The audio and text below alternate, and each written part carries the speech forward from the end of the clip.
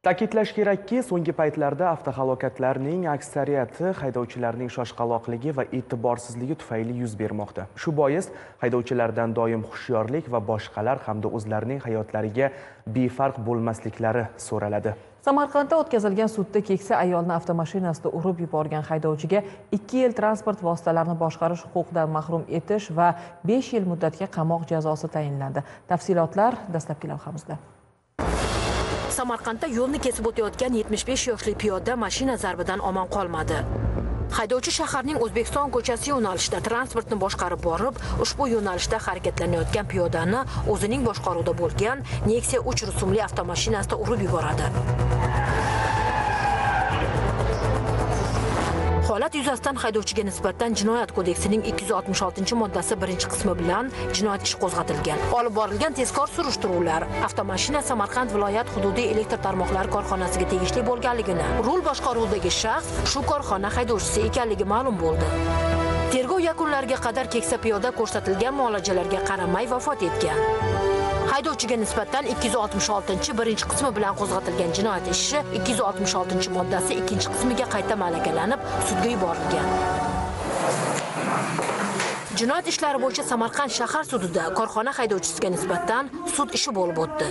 Tergov aksariyat hollarda bunaqa moddiy va ma'naviy zararlarni aybdorga zimmasiga yuklaydi-da. Sudda jabrlanuvchining himoyachisi Suhrob Sadiyev hududiy elektr tarmoqlari korxonasini sudga fuqaroviy javobgar sifatida jalb qilishni so'radi. Haydovchi zararni qoplamagandan keyin biz majbur bo'lyapmiz qonunga muvofiq elektr tarmoqlarni jalb qilishga. Javobgar sifatida o'sha yetkazilgan zararlarni umid qilamanki suddan Xudo xolisa mana shu elektr tarmoqlarini hisobidan undiramiz deb. Sudda sudlanuvchi keksa ayolning o'limi yo'l transport hodisasi bilan bog'liq emasligini, oradan vaqt o'tib vafot etganligi uchun uning aybi yo'qligini aytdi. Eksgumatsiya yo'li bilan sud tibbiy ekspertizasidan o'tkazdik. Biroq sud tibbiy ekspertiza markazi eksperti marhumning o'limi yo'l transport hodisasi bilan bog'liq ekanligini aytmoqda. Uchta bel muqqalari chap tomondan qo'l suyagi, o'tirg'ich suyagi, o'ng tomondan qo'l suyagi va o'tirg'ich suyagi, ya'ni ikki tomondan chanoq suyagining haligi o'tirg'ich bilan qo'l suyagi sinib turib, chanoq halqasining to'liq buzilishi bilan.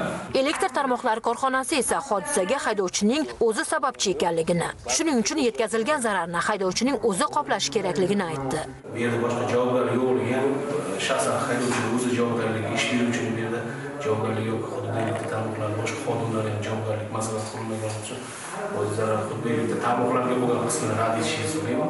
Sudda raislik qilgan sudya Zarifa Ahmedova haydovchining harakatlariga so'nggi hukmni e'lon qildi.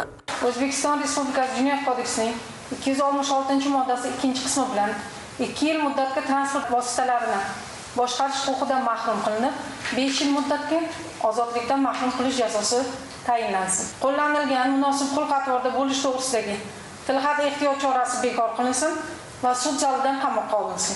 Sudning yakuniy hukmiga ko'ra jabrlanuvchiga yetkazilgan moddiy zarar elektr tarmoqlari korxonasidan undiriladigan bo'ldi. Fuqaroviy javobgar Samarqand hududiy elektr tarmoqlari korxonasidan jabrlanuvchi Pronina Nadejda Ivanovnaning foydasiga 16.930.000 so'mlik miqdordagi moddiy zarar undirilsin. Mo'tabar Nurmuhammedova, Ozodbek Nurmuhammedov, Samarqanddan.